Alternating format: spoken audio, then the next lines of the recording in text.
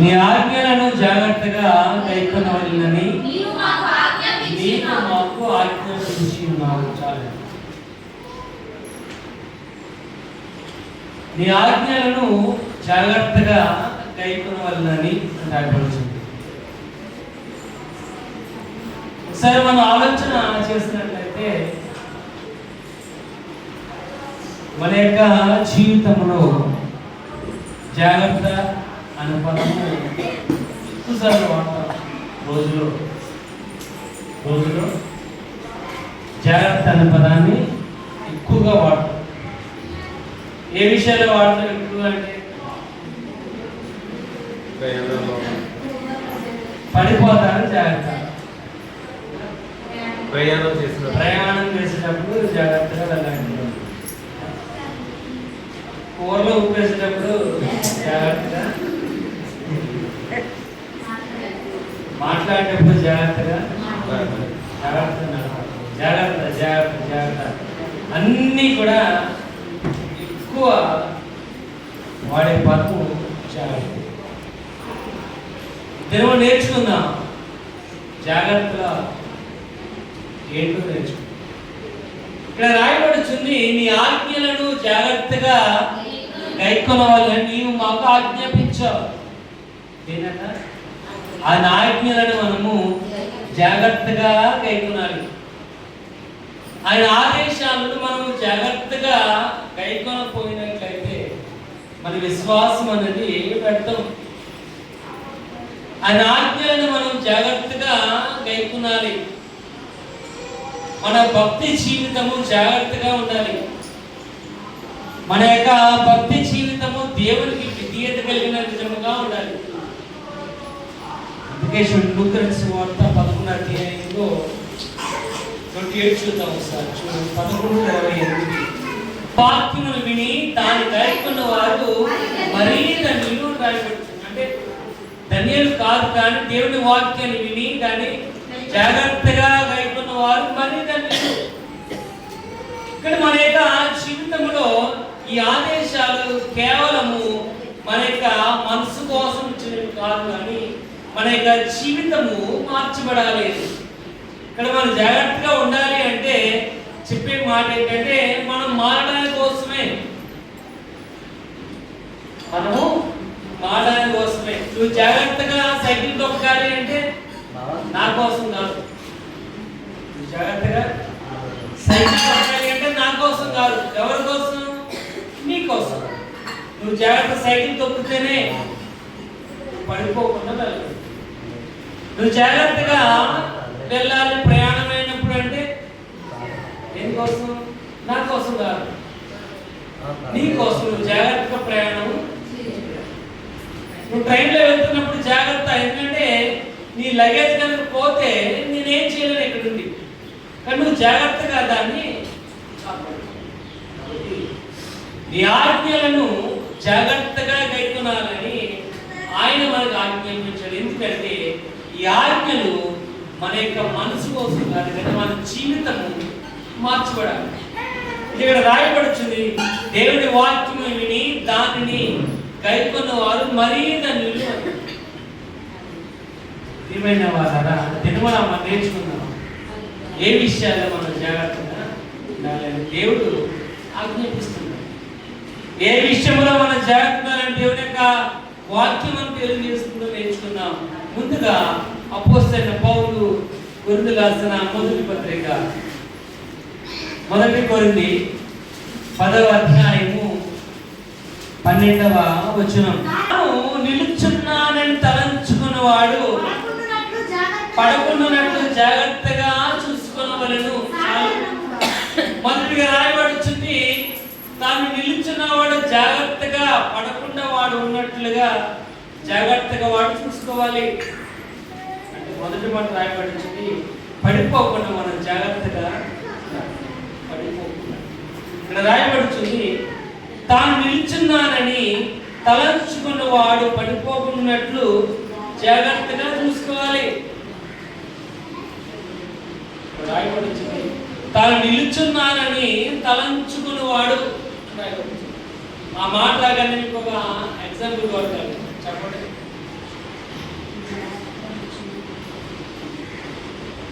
తాను నిలుచున్నానని తలంచుకున్నవాడు అని రాయబడుతుంది.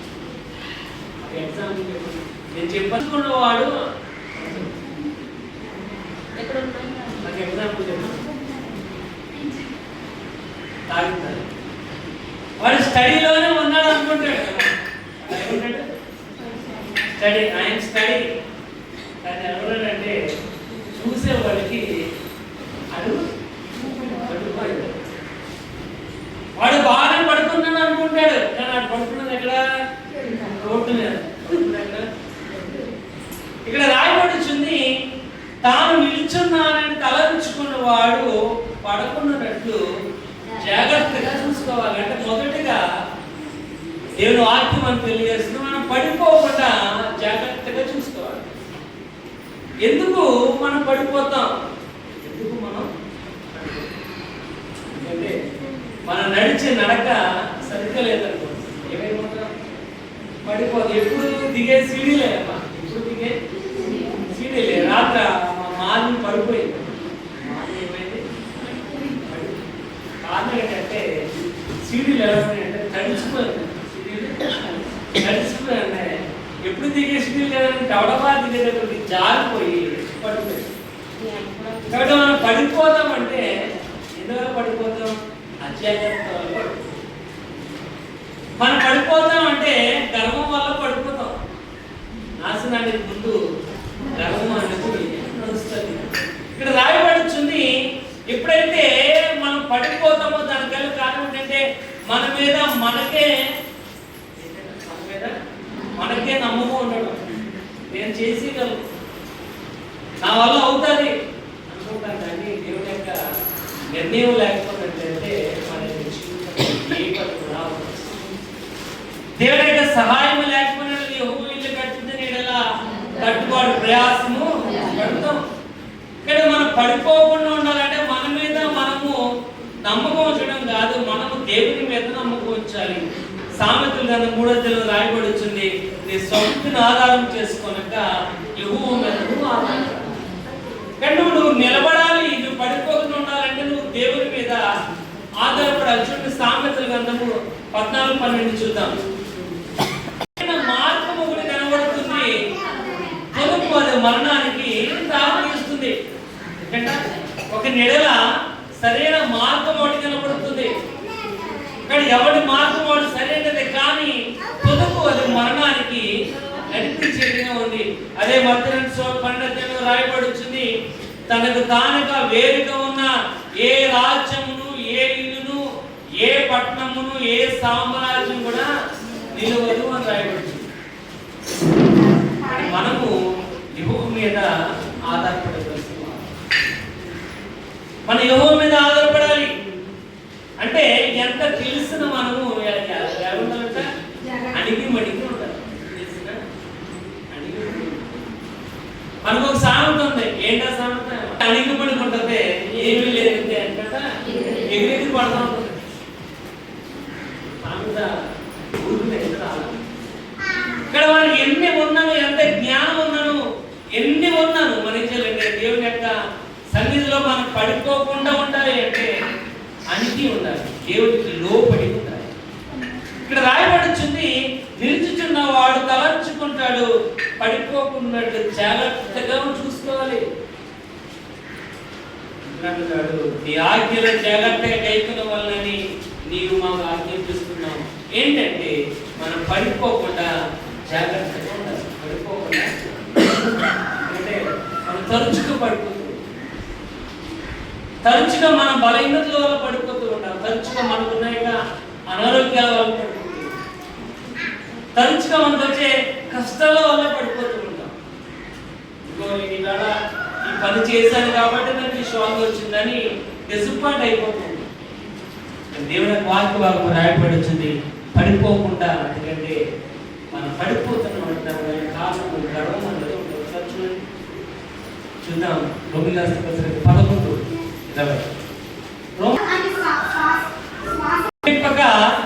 భయపడము. ఇక్కడ మంచిది, వారు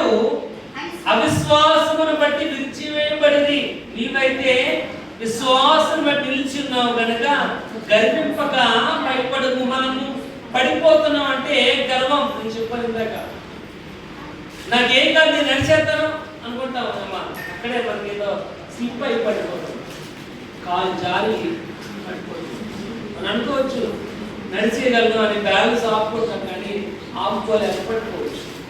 కానీ రాయబడి వచ్చింది మంచిది, వారు అవిశ్వాసమును బట్టి నిలిచివేయబడ్డారు. వాళ్ళు పడిపోతున్నారు అంటే కారణం ఏంటంటే అవిశ్వాసం. కాబట్టి మనము పడిపోకుండా ఉండాలంటే విశ్వాసం ఉండాలి. ఇక్కడ రాయబడి వచ్చింది, నీవైతే విశ్వాసమును బట్టి నిలిచి ఉన్నావు, నిలబడ్డా విశ్వాసం బట్టి. కాబట్టి ఏంటి వీళ్ళు ఏమంటారంటే గర్వం అనేది ఉండకూడదు, భయం అనేది ప్రియమైన బాగా ఏదైనా వాటి భాగం రాయబడుతుంది ఏంటంటే పడిపోకుండా జాగ్రత్తగా ఉంటుంది.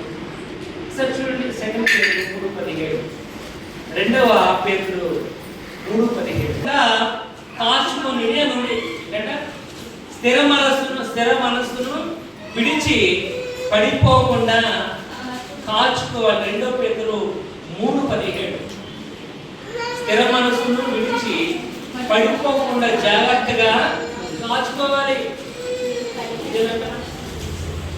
కలిగిన స్థిర మనస్సును విడిచి పడిపోకుండా కాచుకోవాలి. ఏం చేయాలి మనం? కూర్చోండి, చిన్నపిల్లలు అనుకోండి, చిన్నపిల్లలు ఉన్నారనుకోండి, వారికి నడక నేర్పించాలి. ఏమి నేర్పించాలి? ఏమి నేర్పాలి? నేర్పాలి అంటే వాళ్ళ కోసం ఏం చేస్తాం? 3 చక్రాలు బండి ఎవరు చేయించారు, వాళ్ళే నడిచారు. కానీ 3 చక్రాలు బండి చేసాడికి ఇస్తే వాడు దాన్ని పట్టుకుని వాడు నడవడం అనేది ప్రాక్టీస్. 3 చక్రాలు బండి ఉందనుకోండి, వాడు పడిపోవడానికి అవకాశం లేదు. సర్కిల్ లాంటి కుర్చీ, దాంట్లో కుర్చీ పెట్టేవాళ్ళు ఆడి ముందు దగ్గర ముందుకి అడగలుగుతుంది కనుక ఇప్పుడు అది పడిపోతుందని మనకి డౌట్ అవసరం లేదు, మాట్లాడు. ఇప్పుడు అదే స్థిర మనస్సును విడిచి పడిపోకుండా మార్చుకోవాలి. పౌరులు రాయబడుతుంది, మనం పడిపోకుండా జాగ్రత్తగా ఉండాలి.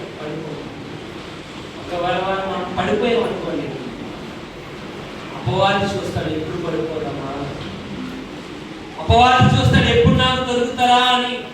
అంటే మిమ్మల్ని పట్టుకోవడానికి నువ్వు ఎప్పుడు దొరుకుతావా అని గర్జించి సింహం వల్లే ఎదురు చూస్తున్నాడు. కానీ మనం పడిపోకుండా స్థిరముగా ఉండాలి అంటే విశ్వాసం అందు మనము నిలిచి ఉండాలి. విశ్వాసం ఇక్కడ రాయబడుతుంది.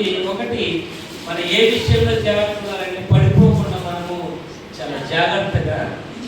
రెండోది మనం చూద్దాం, అదే కొరింథీ, ఫస్ట్ కొరింథీ 3వ అధ్యాయం, 1 కొరింథీ 3వ అధ్యాయం 10వ వచనం చూద్దాం. దేవుడు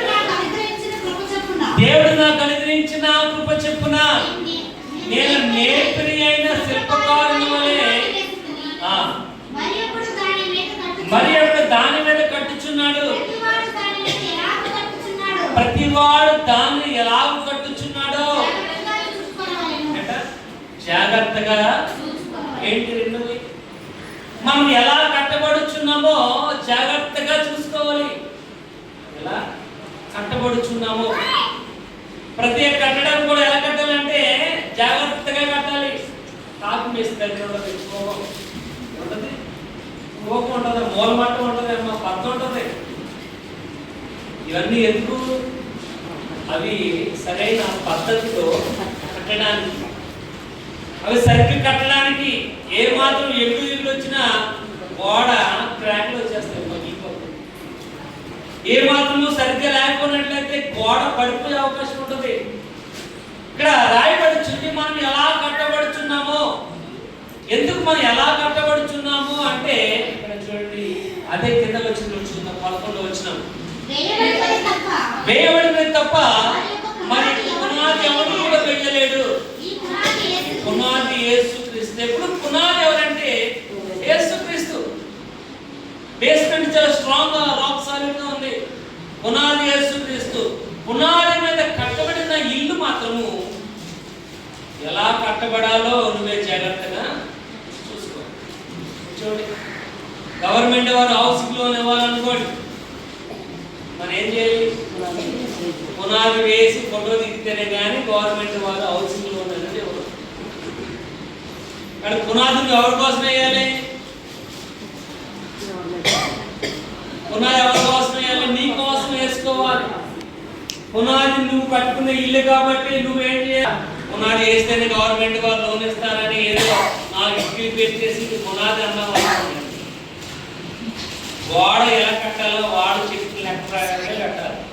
ఎంత సిమెంట్ వేయాలి, ఎంత ఇసుక వేయాలి అన్నది వాళ్ళు చెప్తారు. ఆ ప్రకారమే కలపాలి. కానీ గోడలు స్ట్రాంగ్ గా ఉంది, పునాది వీక్ గా ఉంది అనుకోండి, ఏమవుతుంది? మనం ఇక్కడే ఉంటారా? గోడ స్ట్రాంగ్ ఉండి పునాది వీక్ గా ఉంది అనుకోండి, ఏమైంది? పడిపోతుంది ఇల్లు. కాబట్టి ఇక్కడ రాయబడింది పునాది క్రీస్తు. ఉంది, కానీ కట్టబడుతున్న గోడ మాత్రము ఎలా కట్టబడాలో ఏం చేయాలంట? నువ్వే జాగ్రత్తగా చూసుకోవాలి. అదే మాట దేవుడు నాకు అనుగ్రహించిన చెప్తున్నా, నేను నేర్పరైన శిల్పికారుని వల్లే పునాది వేసి చాలా పర్ఫెక్ట్ పునాది వేసా, కానీ దాని మీద ఎలా కట్టుచున్నాడో నువ్వే జాగ్రత్తగా చూసుకోవాలి. అంటే ఇల్లుని నువ్వే జాగ్రత్తగా నిర్మించుకోవాలి. జ్ఞానవంతురాలు తన ఇల్లు కట్టును, 3 రాళ్ళు తన చేతులతో తన ఇల్లును ఆమె ఓడబిక్కును. కానీ నీ ఇల్లు ఎలా ఉండాలంటే ఎలా కట్టుచున్నావో నువ్వు జాగ్రత్తగా చూసుకోవాలి. సరిగ్గా కట్టకపోతే, సరిగ్గా లేకపోతే ఏం చేస్తున్నావు? సలహాలు చేస్తావు. సరిగ్గా లేకపోతే సలహాలు ఇస్తాను. నేను ఇల్లు కడుతున్నాను అనుకోండి, నేను చెప్తాను, ఏమన్నా నేను ఇల్లు కడుతున్నాను, ఒకసారి మీరు వచ్చి చూసి ఏమన్నా సలహా ఇవ్వండి అన్నా. పాస్టర్ నేను ఇల్లు కట్టుకుంటున్నాను, ఒకసారి వచ్చి చూడండి. ఎందుకు చూడాలి అంటే కరెక్ట్గా కడుతున్నారా? బెడ్రూమ్ కాడా బెడ్రూమే వస్తుందా, లేకపోతే వంటగది కడుతుందా? బాత్రూమ్ కాడ బెడ్రూమ్ కడుతున్నారా? బాత్రూమ్ కడుతున్నారు. ఏం చేయాలి? జాగ్రత్తగా ఏది ఏం చేసుకోండి, జాగ్రత్తగా ఉందో లేదో చూడడానికి మనం. కానీ ఇక్కడ రాయబడుతుంది మనమే సరిగ్గా కట్టుకోలేదు అనుకోండి, ఎలా సహాయపడాలి? చూడండి, రోమిలకు రాసిన పత్రిక 15 సార్లు 15 20 చూడండి, 15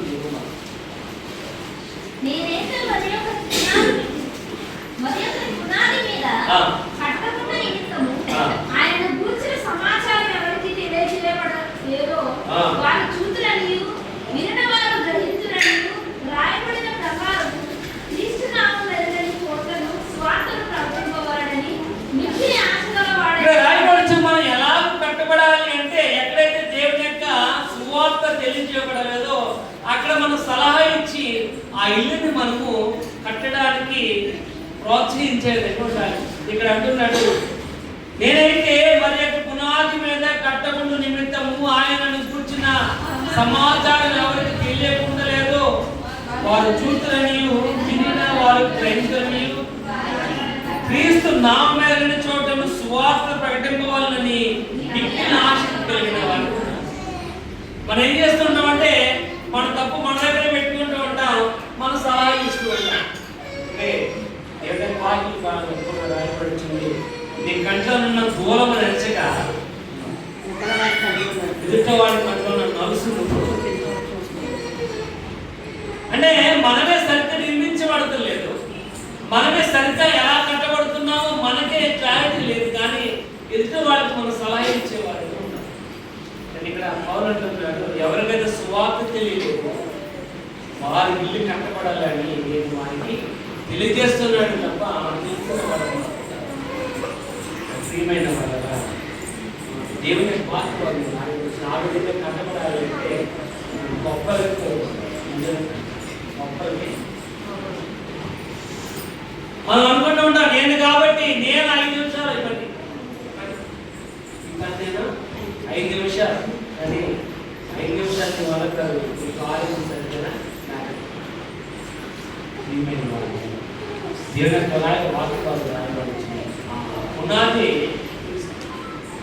ఆ పునాది మీద నువ్వు కట్టబడుతున్నావు కనుక నువ్వు ఎలా కట్టబడుతున్నావో నువ్వే జాగ్రత్తగా చూసుకోవాలి. సార్ చూడండి, కొలసి రాసిన పత్రిక 1:23, కొలసి 1:20. పునాది మీద కట్టబడిన వారై స్థిరముగా ఉండి మీరు విన్నట్టు ఆకాశం క్రింద ఉన్నట్టు ప్రకటింపబడినట్టు తొలగిపోక ఇక్కడ రాయబడుచుంది, పునాది మీద కట్టబడిన వారు స్థిరముగా ఉండాలి. నువ్వు ఎలా కట్టబడుతున్నావో తెలియాలి అంటే పునాది అయిన క్రీస్తు మీద కట్టబడిన వారుగా స్థిరముగా ఉండాలి. ఒక 2 వ్యక్తులు నిలబెట్టుకుంటే వెళ్ళారంట. ఒకడు బండ మీద కట్టాడు, మరొకటి ఇసుక మీద. గాలి వచ్చింది, వాన వచ్చింది, వరద వచ్చింది, తుఫాన్ వచ్చింది, వెళ్ళి ఇళ్ళ మీద భయంకరంగా పడ్డది. కానీ ఇసుక మీద కట్టిన ఇల్లు అయితే మాత్రం పుట్టుకుపోయింది, బండ మీద కట్టినది మాత్రం అలాగే నిలిచిపోయింది. అంటే ఆ ఇల్లు క్రీస్తు అనే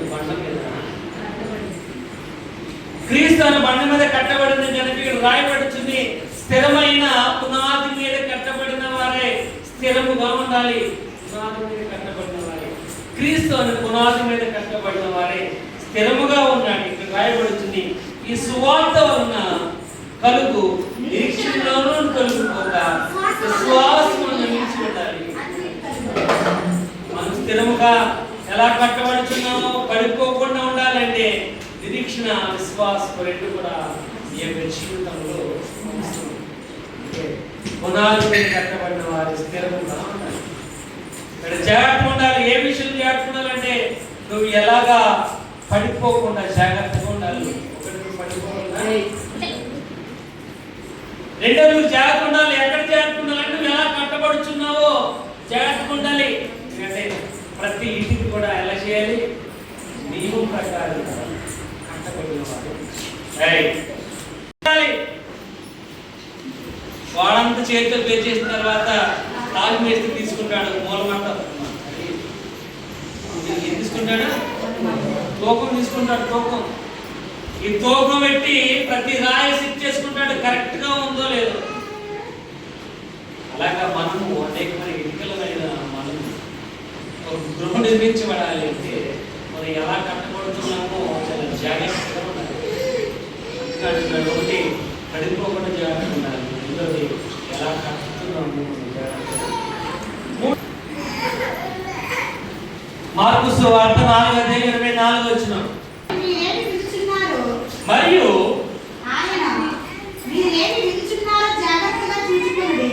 ఆయన మీరేమి వినుచున్నారో జాగ్రత్తగా చూసుకొనుడి. చాలు. మూడోది రాయబడుచుంది, మనం ఏ విషయంలో జాగ్రత్త ఉండాలంటే ఏమి వింటున్నామో జాగ్రత్తగా ఉండాలి. ఏమి వింటున్నామో జాగ్రత్తగా ఉండాలి. చూడండి, లూకా రాసిన సువార్త 8:18. లూకా 8:18.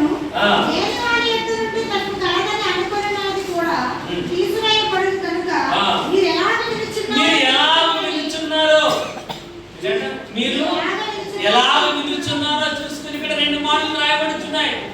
ఒకటి, మీరు ఏం వినుచున్నారో జాగ్రత్తగా చూసుకోవాలి. మాట్లాడుతున్నాడు, మీరు ఏం వింటున్నారో జాగ్రత్తగా. లూకా అంటున్నాడు, మీరు ఎలా వింటున్నారో. 2 అర్థాలు ఉన్నాయి ఇక్కడ. ఒకటి, ఎలాగూ వింటున్నారు, ఏం వింటున్నారో. అంటే ఏం వింటామని, ఏం వింటామండి, ఏదైతే మనకు ఉపయోగమైన దాన్ని మనం వినం. ఉపయోగమైన దాన్ని, ఏదైతే మనకు అనవసరమో దాన్నే మనం జాగ్రత్తగా, ఏదైతే మనకు అనవసరమో దాన్ని మనము జాగ్రత్తగా వింటాం. దాంట్లో ఏమైనా తప్పులు దొరుకుతున్నాయా అని తప్పులు దొరుకుతున్నాయా? ఇక్కడ దేవుని యొక్క వాక్యం రాయబడుతుంది. మూడవది జాగ్రత్తగా ఉండాలి. ఏ విషయం జాగ్రత్త ఉండాలంటే నువ్వు ఏం వింటున్నావో, ఏం వింటున్నావు, ఎలా వింటున్నావు ఆలోచించే. అంటే మనము చూసిన దానికంటే చెప్పుడు మాటలు చాలా మన చెవులు నెప్పి కొడుతుంటాయి. చూసిన దానికంటే చెప్పుడు మాటలు ఏమే మీ ఆయన అలాగంట చాలు. సాయంత్రం ఒకటే కొట్టడం కొట్టించుకోవడం జరుగుతుంది. ఆదికాండం 3వ అధ్యాయం 1వ వచనం సార్ చూడండి. ఆదికాండం 3వ అధ్యాయం 1వ వచనం.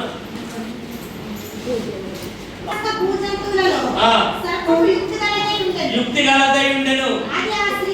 అది ఆ స్త్రీతో ఏమందంట, ఇది నిజమా అంది. అందుకని ఏమల్లా వచ్చేమందంట, ఏమండి అమ్మమ్మ గారు అసలు ఇది నిజమా అంటే, ఇది నిజమా అనగానే మొత్తం 1వ వచనం 1వ అధ్యాయం 1వ వచనం అంటే మొత్తం చెప్పేసింది దాన్ని. ఇది నిజమా అన్నాను. మనం కూడా అంటాము ఇది నిజమా అంటే అవసరమైతే పాల్పేట చిట్టికేంటి అమ్మ మొత్తం బాధంతా చెప్పేటప్పటికి బాధంతా రాసేసిన రోజులో పక్కకి వెళ్ళి అది ఊరేదాకా పడుకుంటాం. మనం ఏం వింటున్నాం, ఎలా వింటున్నాం, ఏం వింటున్నాం, ఎలా దేవుని వాక్యం సెలవిస్తూ రోమీయుల 10వ అధ్యాయము 17వ వచనంలో వినడం వలన విశ్వాసము కలుగుతుంది. ఏ వినాలంటే యేసు ప్రభు గురించి వినడం వలన మన యొక్క జీవితానికి విశ్వాసం అనేది వస్తుంది. విశ్వాసం లేకుండా దేవునికి ఇష్టలేనుట అసాధ్యం. ఇక్కడ దేవునికి ఇష్టమైన వారిగా మనం ఉండాలి అంటే వినాలి. ఇక్కడ ఎలా వింటున్నాం, మనం ఏం వింటున్నాం, మనం ఉపయోగపడేది వింటున్నామా, ఉపయోగం లేని దాన్ని వింటున్నామా? ఉపయోగపడేదాని కోసం మనం ఆతృత పడుతున్నామా లేదా? అంటే వినడం వల్ల విశ్వాసము కలుగుతుంది.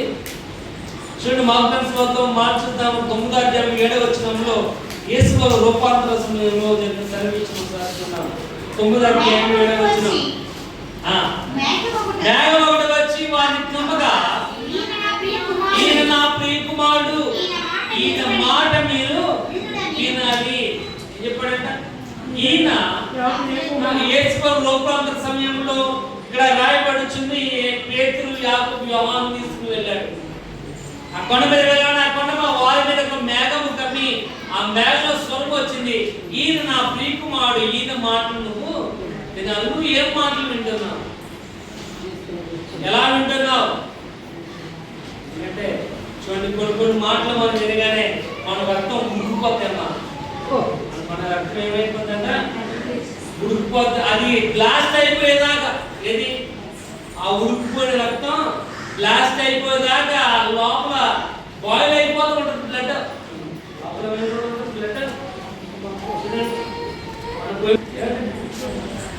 పైకి ఆ ఫోర్స్ పైకి అలాగే మనం కూడా కొన్ని మాటలు మనం కూడా ఏమైపోతామంటే ఉడికిపోతూ ఉంటాం, కసి పెరిగిపోతూ ఉంటారు. ఆ కసి తగ్గాలంటే అమ్మా సన్నటి ఈ మీద నార పెట్టుకుని కొడితే లేదు అబ్బ ఆ వేడనేది చల్ల వేడి చల్లారే దాకా ఆ 4 దెబ్బలు పడేదాకా మనసు మొత్తం దాటిపోతుంది. అప్పుడు కానీ నువ్వు ఏం విన్నావు, విన్నది నిజమా, ఎలా విన్నావు, విన్నది నిజమా కాదా? ఎందుకంటే మనం ఏం వింటామంటే అనవసరమైన అన్ని వింటాం. మనం ఉపయోగపడేదాన్ని మన మనసులో దాచుకోం. ఒకవేళ ఇన్ కేసు రేపు ఆదివారం ఏంటంటే నేను వచ్చమ్మా పోయిన వారం ఏ విన్నానమ్మా అని అడిగాను అనుకోండి, వింటే చెప్తారు. వాక్యం రాయబడింది, వినడం వల్ల ఏమంటున్నా ఎందుకు మార్చుకుంటాం. సామెతలు 19వ అధ్యాయం సాక్షిద్దాం 27వ వచనం. సామెతలు 19:27.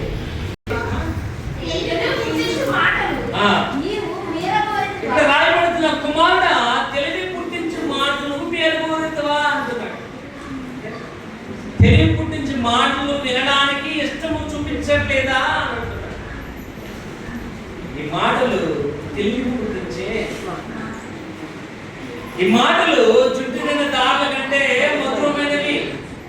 ఈ మాటలు నాకు దొరకక నేను వాటిని రుచించి తిని అంటున్నాడు. అవి ఎంతో మధురముగా ఉన్నాయి, అడవి తేనె కంటే మధురముగా ఉన్నాయి. సామెత గ్రంథం అంటున్నాడు, వినడం వలన పాండిత్యము అభివృద్ధికి వస్తుంది. పాండిత్యం వినడం వల్ల జ్ఞానం వస్తుంది. ఆ మాటలు ఎవరి ద్వారా అంటే యేసు మాటల ద్వారా. వినడం వలన విశ్వాసం. దేవుని మాట ఎలా వింటున్నాం మనం? ఏం వింటున్నాం? చెప్పుడు మాట వింటున్నాం, ఉపయోగం లేని మాట వింటున్నాం. చూడండి, మా అమ్మాయి స్కూల్కి వెళ్ళింది. మా అమ్మాయి స్కూల్కి వెళ్ళి రావడం చెప్పాడు, మీ అమ్మాయి సైకిల్ అక్కడ ఉంది అండి, ఎక్కడో ఉంది అండి. ఇప్పుడు నేను ఇంటికి వచ్చేదాకా ఏమైపోతే రావాలి అడిగేయాలి, రావాలి అడిగేయాలి, అవసరం ఇంటి దగ్గర పుట్టేయాలని ఆశిస్తున్నాను. అలా అక్కడ సైకిల్, అలాంటి సైకిల్ చాలా ఉంటాయి అమ్మా. అలాంటి బ్లూ కలర్ సైకిల్ చాలా. ఆ సైకిల్ ఎందుకు అనుకోవాలి?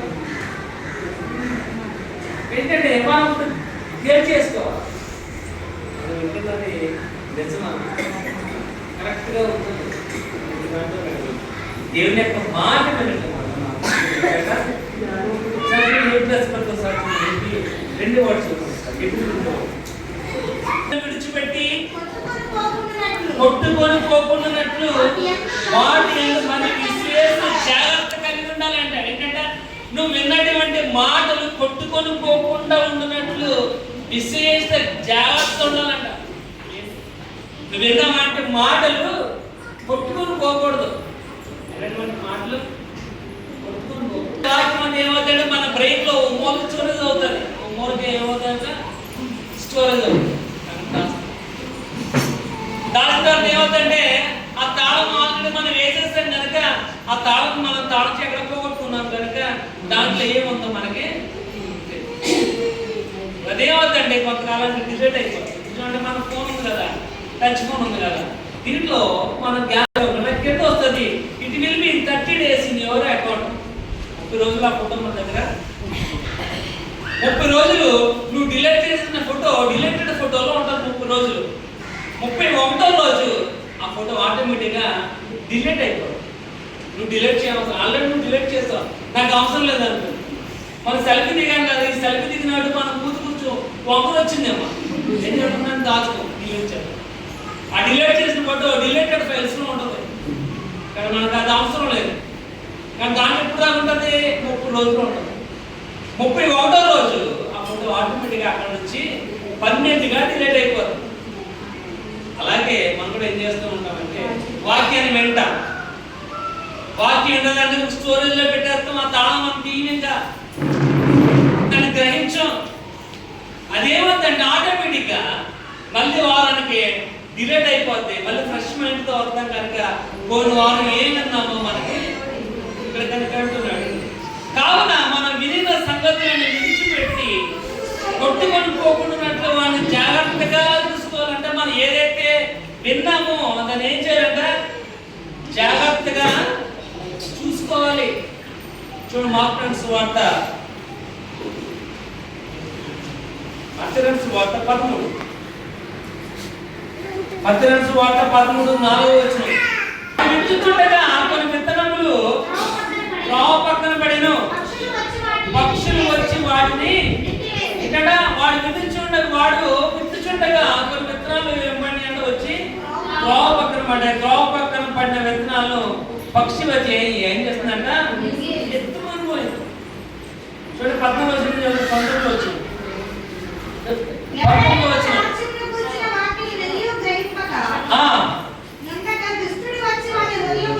ఇక్కడ చూడండి, విత్తువాడు గురించి ఉపమాన భావం వినుడి. ఎవడైనాను రాజ్యం గురించిన వాక్యములు విని గ్రహింపక ఉండక.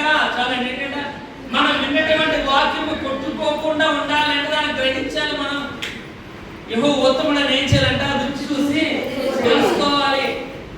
యెహోవా ఉత్తముడైన రుచి చూడకుండా మనం తెలుసుకోవాలంటే తెలుసుకోలేం. కొంతమంది చూడండి, అన్నము ఉడికిందో తెలియాలంటే ఒక అన్నం ఎత్తి పట్టుకుంటే తెలిసిపోతాను. అన్నం ఎత్తిని పట్టుకుంటే అన్నం ఉడికిందో తెలుస్తుంది. ఇష్టం వల్ల ఉన్నాడు కదా, వాసన చూసి చెప్పారు అన్నం ఉడికింది. మనం కూడా అలాంటి అన్నం పట్టు కొంతమంది నోట్లు వేసుకున్నాము కానీ తప్ప అన్నం ఉడికిందో లేదో తెలియదు. కొంతమంది ఏడు మంది వేసుకుని వెళ్ళగలదాన్ని నవ్వుతారు నవ్వుతారు తప్ప తెలియదు అన్నం తనకి ఇష్టం వల్ల వాసన చూసి చెప్పేస్తాడు. ఇంకా పాస్ట్ అంటే అన్నమాట ఇక్కడ రాయబడుతుంది, ఏవో మొత్తం ఏం చేయలేదా చూడాలి, వాసన రుచి చూడాలంటే వాసనతో చాలు మనకి. ఏం చేయాలి? ఇలా మనం ఫలాతనాలు అనుకున్నాం అనుకోండి, ఇలా మనం ఫలాతనాలు అనుకున్నప్పుడు పక్కింటి ఫలం అనుకున్న వాసన ఫీల్ చేసి నేను ఇలా ఫుల్గా తిన్నానంటే మాత్రం కుదరదు. అలా అనుకుంటే లోపల గ్యాస్ ఫామ్ అవుతుంది. గ్యాస్ ఫామ్ వేసుకుంటే తప్ప ప్రయోజనం ఏం చేయలేదు తినాలి. ఇక్కడ రాయబడుతుంది, ఎవడైనా నువ్వు రాత్రి కూర్చున్న వాక్యములు విని దాన్ని గ్రహింపకపోయినట్లయితే ఆ మాటలు ఏమైపోతాయంటే పుట్టుకుని పోతాయి. పుట్టుకుని పోయాయంటే ఏం ప్రయోజనం? రాయబడుతుంది, దుష్టుడు వచ్చి వాళ్ళ హృదయంలో పెట్టబడిన దాన్ని ఎత్తుకొని పోవును. నువ్వు ఎలా వింటున్నావు, ఏం వింటున్నావు జాగ్రత్తగా చూసుకోవాలి. ఎలా వింటున్నావు? ఎందుకంటే నువ్వు విని గ్రహించకపోయినట్లయితే అవి కొట్టుకుని పోతాయి. ఉపయోగం లేదు. గ్రహించుకోవాలి. ఏమైనా విన్నటువంటి వాక్యాన్ని హృదయంలో భద్రపరచుకోవాలి. ఎప్పుడైతే నువ్వు భద్రపరచుకున్నావా చూడండి, యెషయా చూద్దాం 1వ అధ్యాయము 19వ వచనం, యెషయా 1:19.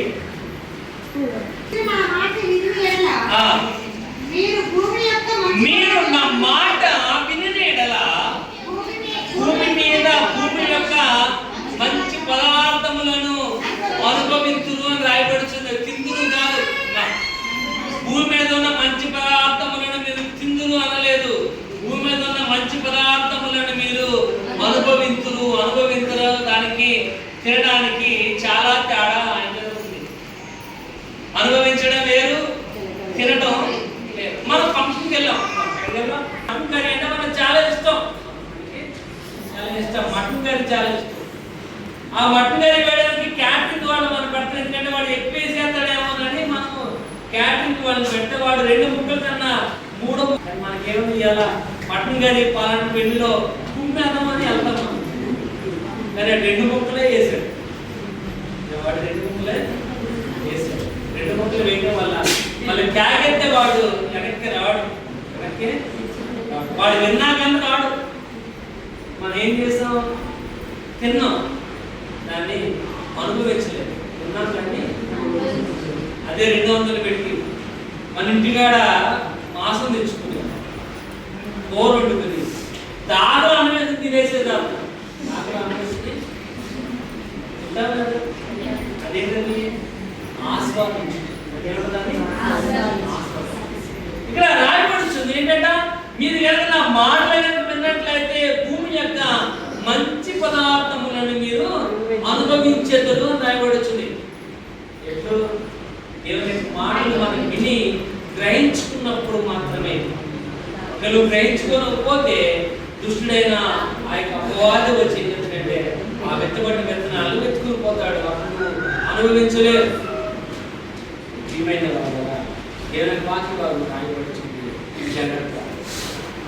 దేంట్లో జాగ్రత్త అంటే ఇక్కడ రాయబడుచున్నట్లుగా పడిపోకుండా జాగ్రత్త. పడిపోతున్నా జాగ్రత్త. రెండోది రాయబడు జాగ్రత్త, నువ్వు ఎలా కట్టబడుచున్నావో జాగ్రత్త. మూడవ జాగ్రత్త, నువ్వు ఎలా వింటున్నావో ఏం వింటున్నావో జీవితంలో ఎక్కువగా వాడబడుతున్న జాగ్రత్త. ప్రతి విషయంలో జాగ్రత్త. రాయబడుచు నీ ఆజ్ఞలను జాగ్రత్తగా కైకొనవాలి. ఇక్కడ మనం జాగ్రత్త ఉండడానికి ప్రయత్నం చేద్దాం. మన కట్టబడుతున్నది స్థిరముగా కట్టబడుగా. ఏ విధించినామో దేవుని కోసం లేకపోతే మరి ప్రయత్నం